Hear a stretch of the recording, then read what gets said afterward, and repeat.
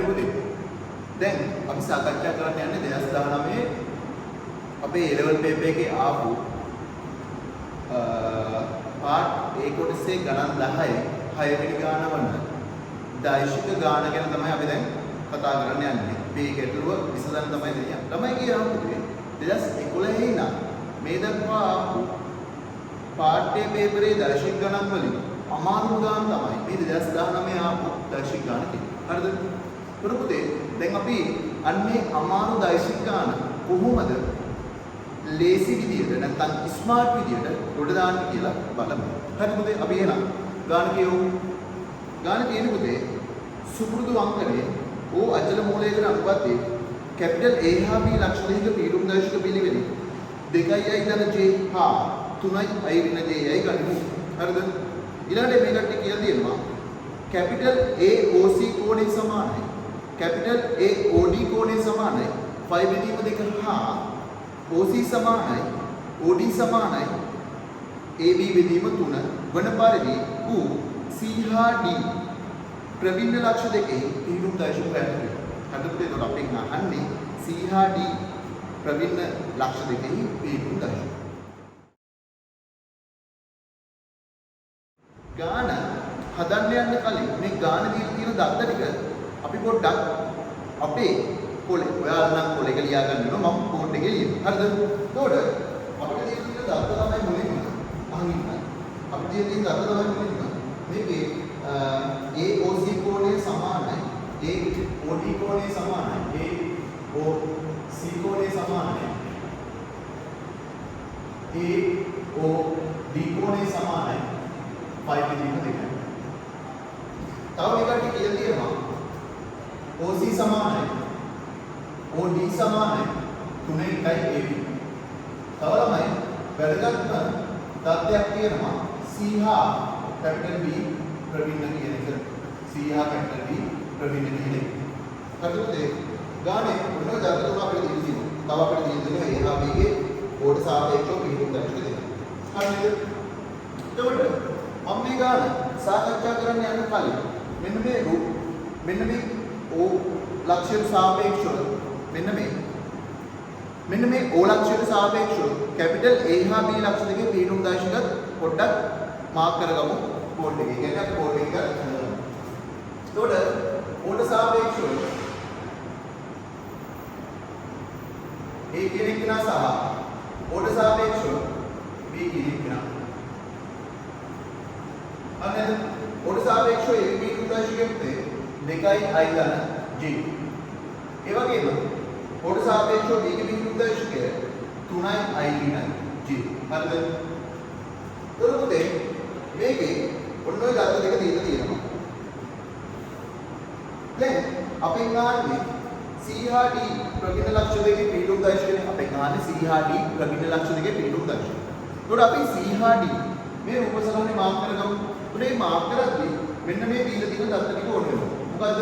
AOC කෝණය සමානයි phi බෙදීම 2 සහ AOD කෝණය සමානයි phi බෙදීම 2 කියන දත්ත දෙක. හරිද? එතකොට අපි දන්නවා AOC කෝණය phi බෙදීම 2 කියන්නේ අශුකාංග. අපි AOC කෝණය phi බෙදීම 2 වෙන විදිහට නිර්මාණය කරගමු. ඒකේ තමයි මෙන්න මේ OA භාගයට ලම්බකයක් නිර්මාණය කරන්න වෙනවා. මෙන්න මේ විදිහට. අන්න මේ ලම්බකය අපි ගමු. කවුරු කියලා C කියලා. උඩ එක ලම්බයි. එතකොට AOD සමාන phi බෙදීම 2යි. එතකොට AOD කියන එක නම් phi බෙදීම 2. එතකොට අපිට AOD කියන එක නා මේ පැත්තට නිර්මාණය කරන්න පුළුවන් නැත්නම් මේ පැත්තට නිර්මාණය කරන්න පුළුවන්. හරිද? මේක මත ඔබට ප්‍රශ්නයක් නැහැ. හරි. නමුත් මෙන්න මේ C හා D කියන්නේ ප්‍රවින්න ලක්ෂණයක් කියලා ගන්න දීලා තියෙනවද? තේරුණාද? එතකොට ඔයාලට තේරෙනවා මේ D ලක්ෂය කවදාවත් C ලක්ෂය මත වැටෙන්න බෑ කියලා. එහෙනම් අනිවාර්යෙන් D ලක්ෂයේ මොන මෙන්න මේ A ඕඩ ලම්බකව මෙන්න මේ පැත්ත. ඒ කියන්නේ D කියන එක නම් මෙන්න මේ වගේ තැනක තමයි ඉන්නේ. හරිද? එතකොට මෙයා අනුවෙන් මෙයාත් අනුවම හම්දා ඔයාලට තේරෙනවා මේ COD ඒක රේඛිය නැත්තම් එකම රේඛාවක් ඉන්නේ. මොකද මේ කෝණය අංශක 180ක් වෙදි COD එකම රේඛාවක් නැත්තම් සරල රේඛාවක් වෙනවා. හරිද පුතේ? දැන් අපෙන් අහලා තියෙන්නේ C හා D ගේ පිටුම් ලක්ෂ දෙක ගන්න. එතකොට ඒ කොටසට යන්න කලින් මම ඔයාලට පොඩි දෙයක් කියලා දෙන්න. මෙන්න මේක. අහන්න. දැන් ඔයාලට මතක ඇතිනේ අපි දර්ශක වල ඉගෙන ගන්නවා විමානීය දර්ශක කියන කොටස. හරිද? ඔය විමානීය දර්ශක කියන එකේ අපි xy තලයක් ඇඳලා SK දන් දිශාව කියන එක දර්ශකයි කියලා අරගෙන y ගේ දන් දිශාව කියන එක දර්ශකයි කියලා අරගෙන තමයි අපි ඒකේ පිටු මෙහෙම මාප් කරන්නේ. දැන් ඔයාලට තේරෙන්නේ 2යි ඉඳන් මේ කියන එක මෙන්න මේ කියන්නේ කැපිටල් A ලක්ෂයක් මෙන්න මේ විමාන තලයේ තියෙන හරිද? මම විමාන තලය නිර්මාණය කරගන්නවා මේ ගානට පිටින් හරිද? මම ඔයාලට කියලා දෙන්න මේ අමාරු කියපු ගාන කොහොමද අපි කොටස් වලට කඩලා ලේසියෙන් ඉගෙන ගන්න කියන එක අපි මෙතෙන්ද කියන්නේ. තේරුණාද මම කියන එක? හරි. එතකොට මේක x අක්ෂය මේක y අක්ෂය. හරිද? මම මේකේ කණ්ඩායමක් මම කරන්න කලින් අපි මේක තුන. හරිද? තව මේකට එක දෙක මේ පැත්තට තියෙන දර්ශකය මේ පැත්තේ තියෙන දර්ශකය බලන්න. එතකොට මේකේ කැපිටල් A ලක්ෂය මාර්ක් කරනවා. අපි දන්නවා කැපිටල් A ලක්ෂය මාර්ක් කරද්දී කොහොමද මාර්ක් කරන්නේ? මේ දෙකෙන් දක්වන්නේ කවුද තමයි? මේ දෙකෙන් දක්වන්නේ කවුද? දෙකෙන් දක්වන්නේ x කණ්ඩායම. මෙතන තියෙන එකයි සංගුණක එකයි. මේ එක කියන එක්කෙනාගෙන් දක්වන්නේ කවුද තමයි? y කණ්ඩායම. දෙක කියන එක්කෙනාගෙන් දක්වන්නේ අපි x කණ්ඩායම. එක කියන එක්කෙනාගෙන් දක්වන්නේ y කණ්ඩායම. දායක තමයි කියනවනේ ඒකට. මේකේ x කණ්ඩායම මේකේ y කණ්ඩායම. හරිද? එතකොට දෙකයි ඉඳන් j වෙද්දි මෙයාගේ පිටු මේක මාක් කරන්නේ මෙයාගේ x කණ්ඩායම දෙකයි y කණ්ඩායම එකයි. හරිද? මේක මාක් කරනවා. හරිද? ඊළඟට මෙයා අපි මේක ලඟු කරගමු කොහොමද? මෙයාගේ අර වගේ මෙයා කියන වඩා ලස්සන වචන තමයි මේ සංගුණකේ කියන්නේ. සංගුණ කියන්නේ මෙයා තුන වෙලා කියන එක කියන්නේ. අයි තුන වෙලා කියන කාගෙද තුනේ. අයිගේ සංගුණකේ කියන 3යි. j ගේ සංගුණකේ 2යි. මේකේ අයිගේ සංගුණකේ කියන 2යි. මේකේ j ගේ සංගුණකේ 1යි. හරි. දැන් මේකේ අපි මේක ලකුණු කරානේ. මේකේ කොහොමද? දැන් අයිගේ සංගුණකේ 3යි. හරි. 3යි. j ගේ සංගුණකේ ඍණ 1යි කියන්නේ මෙතන. හරිද? උඩ මේකේ b ලක්ෂණ. උතර අහන්න. දැන් a හා b මෙන්න මේ විමාන තලයේ තියෙන ලක්ෂණ දෙකක්. එතකොට මේ විමාන තලයෙන් තමයි මේ c කියන එක නක් තියෙන්නේ. තේරුණාද? එතකොට ඔයාලා තේරුණා මේ c කියන එක නක් මේ කොහේ හැරි තියෙන්න ඕනේ. නේද? මම කියන්නේ තේරුණාද? c කියන එක නක් මේ කොහේ හැරි තියෙන්න ඕනේ. හරිද? මම c කියන එක නක් සාධාරණ මෙන්න මෙහෙම ගන්නවා. c කියන එක නක් සාධාරණ මෙහෙම ගන්නවා alpha i ලන beta j කියලා. හරිද? එතකොට මේකේ මොනවාද පද දෙකක් තියෙනවා කවුද?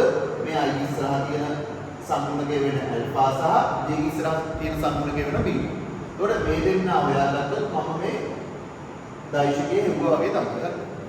අපි මේ c හා d ලක්ෂ දෙක මොනවද කියනවා? අපි c වලේ c වලනේ අරගෙන දෙරුණා. c වලේ ඊපස්සේ d වලනේ. c කියන එක නා alpha i න beta j ආකාරයට ගන්නවා. ඒතර වාල් තේරෙනවා මම c වල න alpha beta කියන දෙන්නම ඊළඟට පුතේ මෙතන ඉඳන් තමයි අපි දැන් ගාන හදන්නේ යන්නේ. මොකද මේ වෙනකම් අපි ගාන තේරුම් ගන්න එකයි කරන්නේ. මොකද මේ ප්‍රශ්නේ ගොඩක් ළමයිට ගාන තේරුම් ගන්න බැරි වුණා. අර රූපසටහනක් ඇඳලා මේක වැඩේ පටන් ගන්න කොහොමද කියන එක තේරුම් ගන්න බැරි වුණා. ඔන්න දැන් ඔයාලා මම වැඩේ පටන් ගන්න අයිඩියා එකක් දුන්නා. මේක තමයි මේ ගානේ ටින්කින් එකයි. මේක තමයි පුතේ මේ ගානේ හොඳටම හිතන්න තිබ්බ තැන. මෙයා හොඳට මාක් කරගන්න කියලා. ඒ වෙලාවේ ඒක අහුවෙච්ච ළමයි වැඩේ කොට දෙන්න. හරිද පුතේ? දැන් අපි යම් ගාන හදමු. තේරුණාද? ගානේ දැන් දෛශික පාවිච්චි කරලා කොහොමද වැඩේ කොට දාන්නේ? හරි. ඉස්සෙල්ලා අපි මේ ලම්බකයි කියන දෛශිකයෙන් වැඩේ කොට දාන්න කොහොමද කියලා කල්පනා කරලා බලමු. ලම්බකයි කියන දෛශිකයෙන් වැඩේ කොට දාන්න කොහොමද කියලා කල්පනා කරලා බලමු. හරිද පුතේ? ඒකට දැන් මේ කොට සාපේක්ෂව c ගේ බිඳුන් දෛශිකය තමයි මම මේ alpha ඉඳන් බීටා j කියලා කරලා තියෙන්නේ. ඒකට මෙයාගේ දිශාව මේ පැත්තට ඉතරේ දාලා මෙයාගේ දිශාව මෙහෙට තියෙන මෙයාගේ දිශාව මෙහෙට තියෙනවා. පැත්තට යනවා අපි දිශාව මෙහෙට දාලා ප්‍රශ්නයක් නැහැ දැන්. මොකද මේක මෙහෙම දැම්මොත් දිශාව මේකට දැක්වෙනවා කියලා අපි මේ කියනවා.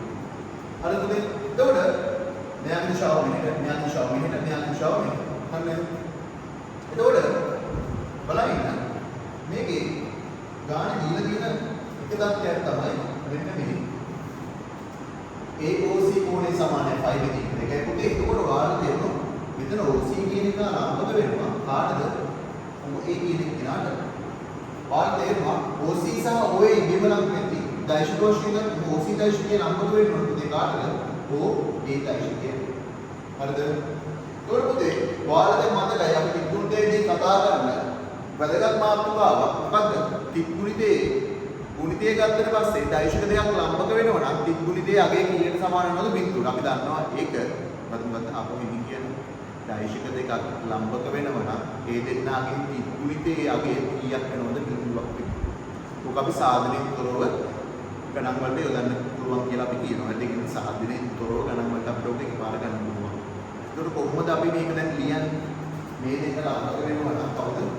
OC dot OA සමානයි කීයක් වෙනවද ළමයි? බිඳුවක් වෙනවා. තොර ළමයි OC කියන්නේ කවුද මගේ? alpha I දන්න beta J බාරය. OA කියන්නේ කවුද? 2i.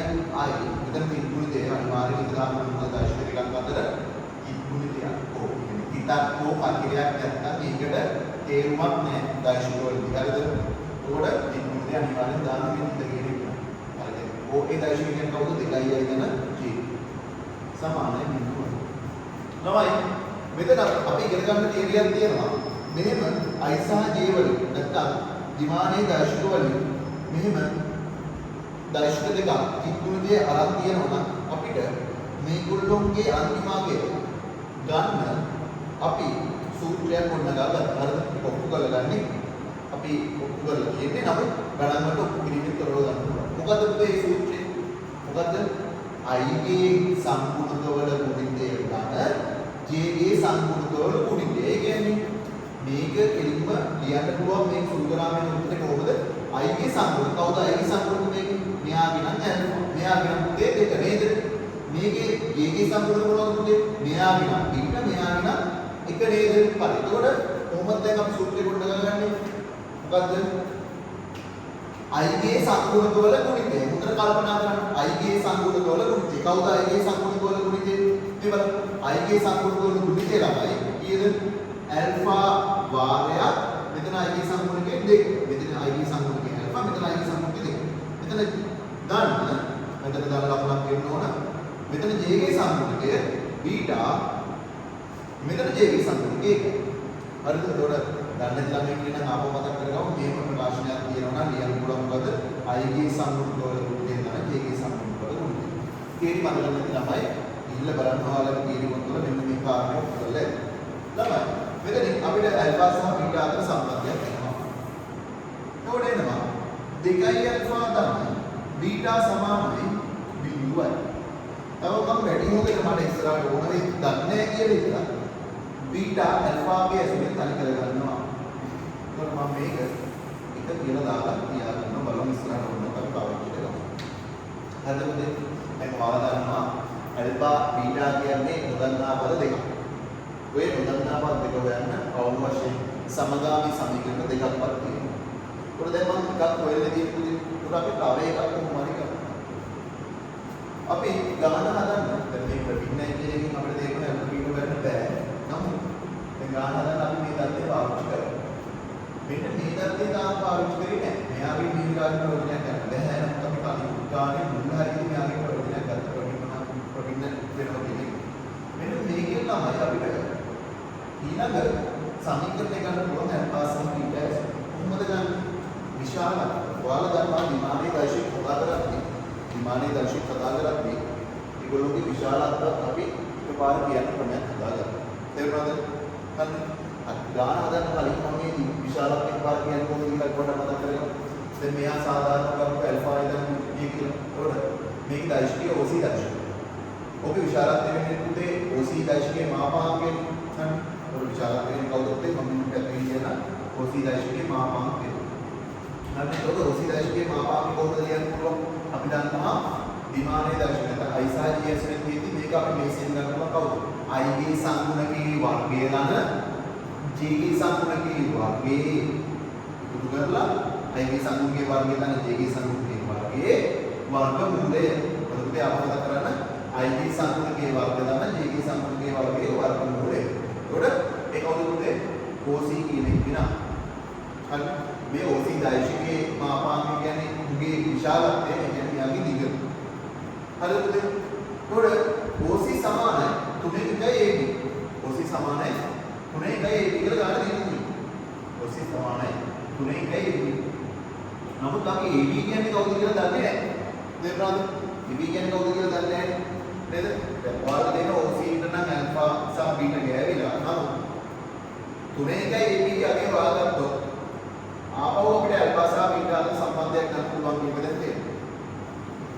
AB හොයන්න නම් AB මේකනේ. AB කියන්නේ මේ දිග.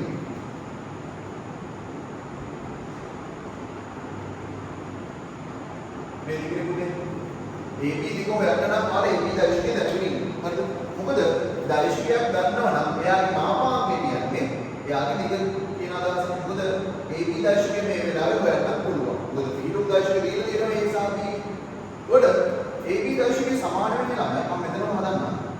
AB දෛශිකය සමාන වෙන්නේ මේ AOB ත්‍රිකෝණයේ දෛශිකාකාර නියමය දාන්න. දෛශිකාකාර නියමය දැම්මොත් AB ට යන්න පුළුවන් අනිත් පාර මොකද? මේක එක අනිත් පාර A ගේ මොඩ ගිහලා ඔගේ B ට එන්නේ. A ගේ මොඩ ගිහලා ඔගේ B ට එන්නේ. කොහොමද කියන්නේ? A O දෛශිකය ගන්න. O B දෛශිකය හරිද? A O දෛශිකය ගන්න. O B දෛශිකය. දැන් ඔයාලට තේරෙනවා A O දෛශිකය කියන්නේ කවුද? දන්නේ නැහැ එකපාරට. නමුත් අපි දන්නවා කවුද? OA දෛශිකය 2i ධන J. OA දෛශිකය 2i ධන J. අපි දන්නවා AO කියන්නේ ඍණ OA. සාමාන්‍යයෙන් OA කියන්නේ මේ පැත්ත 2i ධන J. AO කියන්නේ මේ පැත්ත. එහෙනම් අපි මෙයා කියන පැත්ත නෙමෙයි අනිත් පැත්ත. අනිත් පැත්ත නම් ඍණ ගුණ වෙනවා. එතකොට අපි ලියන්න පුළුවන් නම් AB දෛශිකය සමානයි කවුද? AO කියන්නේ ඍණ වාරයක් 2i ධන J. ඍණ වාරයක් 2i ධන J. ධන OB කියන්නේ මොකද කවුද? මෙහා 3i ඍණ J. 3i ඍණ J. උත්තර සුළු කරගන්න කලබල වෙන්න දුර කීයද? ඍණ 2i ඍණ J. ධන 3i ඍණ J. මෙයා සුළු කරලා පස්සේ ඍණ i ගේව වෙනම සුළු කරමු j ගේව වෙනම සුළු කරමු. දැන් i ගත්තොත් මෙතන i ගේව ඍණ 2යි sorry i ගත්තොත් i ගේව ඍණ 2යි මෙතන i ගේව 3යි ඍණ 2යි 3යි සුළු වුණා i ඉතුරු වෙනවා මෙතන ඍණ j කියන්නේ ඍණ 2යි j. දැන් අපි දන්නවා මේ කියන්නේ i සහ j ඇති. එහෙම තියෙද්දි අපිට ab කියන එක දිග හොයන්න පුළුවන්. අපි දන්නවා ab කියන්නේ ab දෛශිකයේ මාපාංකය කියලා. විමානයේ දෛශිකවලින් කියනකොට අපිට මේක ගන්නවා i ගේ සංගුණකයේ වර්ගය ගන්න j ගේ සංගුණකයේ වර්ගය j ගේ සංගුණකයේ මේ වෙලාවේ වෙන දෙකයි ඊට දෙකේ වර්ගයේ වර්ග මොකද හරිද? එතකොට ab දිගේනවා අපිට කීයද? එකේ වර්ගය 1යි ඊට දෙකේ වර්ගය අපි දන්නවා නේ වර්ග විදි ධන වෙනවා ඊට දෙකේ වර්ගය 4යි. එතකොට 1 ධන 4යි වර්ගමූල කියන්නේ මූල 5යි. කොහොමද දිගක් ධන 4 මූල 5යි. අන්න එන්නේ කරපොතේ දැන් අපි OC සමානයි 3.1 OB කියලා දාන්නවා. OC සමානයි 3.1 OB. OC ගේ දිග අපි ගන්නවා දැන් කවුද? ඇල්ෆා වර්ග ධන බීටා වර්ගයේ වර්ගමූලය. ඒත් එක්ක අපි ගන්නවා 3.1 වාරය AB කියන්නේ කවුද පුතේ? කොහොමද AB කියන්නේ එව්වනේ මූල 5. AB කියන්නේ මූල 5. හරිද? දැන් අපි ගන්නවා මෙහෙම වර්ගමූල තියෙද්දි අපිට ඇල්ෆා හා බීටා හොයන්න අමාරුයි. අපහසුයි. ඒකත් අපි දෙපැත්තම මොකද කරන්නේ? දෙපසම වර්ග කිරීම. දෙපසම වර්ග කිරීම. අපිට සූත්‍රයක් ගන්න පුළුවන්. මොකද වෙන්නේ? ඇල්ෆා වර්ග ගන්න බීටා වර්ග සමානයි කවුද? මෙයා වර්ග වුණාම යක් වෙනවා යට ඔයාලට 3 වර්ග වෙනවා කියනවා නේ නම් මොන පාවර වුණා 5යි. හරිද? එතකොට මෙන්න අපිට ආපු අනිත් සමීකරණය අපිට ආපු අනිත් සමීකරණය මේක කියන්නේ ඇල්ෆා බීටා අතර ආපු අනිත් සම්බන්ධය. මේ තමයි ඇල්ෆා බීටා අතර ආපු අනිත් සම්බන්ධය. මේක අනිත් එක. දැන් ඔයාලට තේරෙනවා වැඩේ කොට දාන්න නම් මොකද්ද කරන්න පුළුවන්? මම මෙතන නිකමට බීට තනි කරගත්තනේ 2යි ඇල්ෆාස්නේ. හරිද? එතකොට මට බීට වෙනකොට දාන්න පුළුවන් කොහොමද? රින 2යි ඇල්ෆා. හරිද? එතකොට මෙතන බීටා වර්ගය වෙනුවට අපිට දාන්න පුළුවන් රින 2යි ඇල්ෆාගේ සම්පූර්ණ වර්ගය කියන්නේ. නේද? ඒතකොට ඔයාලා තේරෙනවා මේ වෙලාවේදී ඇල්ෆා බීටා වෙන එක මහා කජ්ජක් නෙමෙයි කියන එක. තේරුණාද? මොකද මහා කජ්ජක් නෙමෙයි. මම මෙතනින් පස්සේ සුළු කිලින. මෙතනින් පස්සේ සුළු කිලින. මෙතන හරිද? දැන් බලන්න.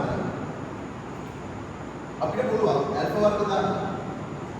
දැන් ඔයාලා තේරෙනවා මම මෙතන බීටා 2යි ඇල්ෆාස් බීටා 2යි ඇල්ෆා කියලා ඇල්ෆාස් එක තනි කරගත්තනේ අපිට පුළුවන් ඒකෝට මෙතන තියෙන බීටා වෙනකොට මෙයාගේ ආදේශ කරන්න. හරිද? මෙතන තියෙන බීටා වෙනකොට මෙයාගේ ආදේශ කරන්න අපිට පුළුවන්. ආදේශ කරාම පුතේ බීටා වර්ග වෙච්ච මෙතන බීටා වෙනකොට රින 2යි ඇල්ෆා දානවා ඒකගේ සම්පූර්ණ වර්ගය. දන්නවද වැඩේ? පහේ දීම නම් නැහැ. එතකොට මේකේ එනවා සුළු නම් ඇල්ෆා වර්ග දාන්න. 4යි ඇල්ෆා වර්ග සමානයි 5 බෙදීම නම් අපි දන්නවා මෙතන 5යි ඇල්ෆා වර්ග සමානයි 5 බෙදීම 9. මේ පාසම් මේ පාකට ගියාම අපිට එන ඇල්ෆා වර්ග සමානයි කවුද? 1 බෙදීම 9 ඇත්තේ. අපි දන්නවා වර්ගයක් වර්ගමූල ගණිත ධනවරින් ගන්නකොට ඇල්ෆා සමානයි ධනමූලික. හරිද? ඇල්ෆා සමානයි ධනමූලික කියට 9 වර්ගමූල කියන්නේ එකපාර ගන්න පුළුවන් කවුද? 3 කියලා. ධනමූලික කියට 9 වර්ගමූලයේ හරි. එතකොට මෙන්න මේකයි කාර්යය. දැන් එතකොට ධනමූලික අගයන් දෙකක් තියෙනවා. හරි. ඒතර ප්‍රශ්නයක් නැහැ. මොකද අල්ෆා කියන්නේ අපි දාගත්ත එකනේ. අපි දාගත්තට අල්ෆාට දාන අගයන් කියන මොනවා රිනාද? ඊට ආ බී සමානයි රින 2යි අල්ෆා. කියන පළවෙනි සමීකරණය. හරිද? දැන් ඔයාලට තේරෙනවා මේ අල්ෆාට බීට අගයන් දෙක දෙකේනවා වගේ අදහසක් නේද? ඒක මොකද මේ බලන්න. දැන් අපි මේක ධන අවස්ථාවේ ඍණ අවස්ථාවේ වෙනස බලමු. ධන අවස්ථාවේ ඍණ අවස්ථාවේ වෙනස බලමු. අල්ෆා සමානයි ධන එක විදිහට 3 වෙලා අපි මේ පළවෙනි සමීකරණය ගන්න පුළුවන් බී සමානයි කීයද? මෙතන ඍණ දෙකක් එකක් තියෙනවා. එක විදිහට 3 ආදේශ කරනවා ඍණ දෙක භාගයක් එක විදිහට. ඒක බීට දෙනෝන්නේ කීයද? ඍණ දෙක විදිහට. හරිද? ඇල්ෆාට පුතේ අපි ආදේශ කරනවා ඍණ අවස්ථාවේ මේක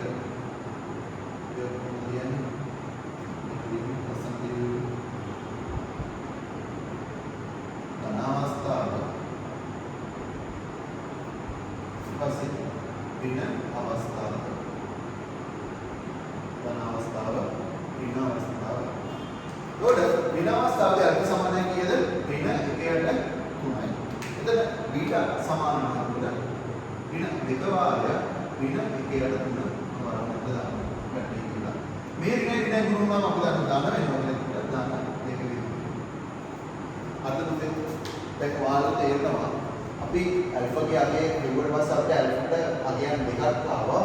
ඒ සමගාමීව බීටට අගයන් දෙකක් ආවා. අන්න මොකද දැන් අපිට වැඩේ තේරෙනවා මොකද්ද වෙන්නේ කියලා. මේවා දෛශික නේද? හරිද? මේ දෛශික. හරිනේ. ඒතර මේ දෛශිකයන් වුණාට පස්සේ මෙයාගේ විශාලත්වය වගේම අපිට දිශාවක් බලන්න. එතකොට මේ එක ඇල්ෆා සහ එක බීටා ඇල්ෆා සමාන 1 බෙදීම 3 සහ බීටා සමාන ඍණ 2 බෙදීම 3ට අදාළව එන්නේ C කියලා හිතුවොත් ඉතුරු එක්කෙනා ළමයි මේ D වෙන්න ඕන. තේරුණාද? ඒ මොකද මේ වගේ වෙන්න පුළුවන්. දැන් මෙන්න මේ දත්ත ටික සපුරාගෙන කියන්නේ මේ දිග සමානයි මෙයාගේ කොනෙන් එක වලට මේ OD අරගෙන තියෙනකොට මේ පැත්තටම මෙයාගේ පැත්තටම ප්‍රතිවිරුද්ධ පැත්තට මෙයා තියෙනකොට ඔයාලා තේරෙනව නේද? අපි මෙන්න මේ දත්ත වලට අදාළව උඹට පස්සේ මේ දෙන්නම මේ දත්තෙන් හරියට දෙක වෙන්න පුළුවන් නේ. මොකද දෛශික නේද? ඒකට අපි මේ විශාලක් වගේ දිශා ගැන හිතනවා. හරි. C හෙව්වා. සර්කිට් දේවල් ප්‍රශ්නයක් නෑ. අපි ටාගට් එකක් දිහා වැඩේ කරන්න ගියා. නමුත් C හෙව්වට පස්සේ අපිට අගයන් දෙකක් දානවා. හරිද පුතේ? අගයන් දෙකක් එනවා. මොකද දන්නවද? මේවා දෛශිකනේ. උඩ දෛශික වෙද්දී දිශාව ගැන බලන්න ඕනේ. මෙයාට මෙයාත් එක්කම ඉන්න අනිත් කෙනෙක් කියලා තමයි මෙයා. මොකද හරියට මේ දිගට සමානව මේ දිගට මේ දිගයි මේ දිග සමානයි. හරි. මෙයාට මෙයා ප්‍රතිවිරුද්ධ ප්‍රතිවිරුද්ධයිනේ ප්‍රතිවිරුද්ධයි කියලා. එතකොට ඔයාලා තේරෙනවා මේ ඇවිල්ලා තියෙන මෙයාට ප්‍රතිවිරුද්ධයි කියලා කියනවා. එතකොට ධන අවස්ථාවේදී ආව එක එතකොට පිරුම්දයි කියනවා. එකක් මේ ආදේශ කරගත්ත මේක විතරක් හොයලා ඉවර ලකුණක් වෙන්නේ නැහැ විභාගයේ. මොකද අපි ආදේශ කරන්නේ කොහොමද? F එකක දිනු තුනයි. ඊට වෙන දෙකක දිනු තුනයි කියන්නේ ඒ රයිෂිකේ. එකයට 3 වාරයක් I. රින දෙකයට 3 වාරයක් J. අනිත් එක නම් කවුද? රිනාගේ ආදේශ නම් රින එයාට I. මෙතන ගන්න දෙක විදිහට තුනයි J. ඒකට අපි හරියටම දන්නේ නැහැ C D D කොහොමද කියන්නේ. අපිට හරියට කියන්න බෑ මෙයාම C වෙනවා හෝ මෙයාම C වෙනවා කියලා. මේ දෙන්නගේ එක්කෙනෙක් C වුණාම අනිත් එක නෑ. ඒකට විභාගෙට C උදාහරණයකට D උදාහරණයක් කියලා නෑ. විභාගෙ මෙන්න මේ උත්තර දෙක. හරිද? ඔලෝඩියාද වැඩේ. ඔක තමයි පුතේ ඔය අමාරුයි කියපු ගාන අපි එනවා. තව ගානක්.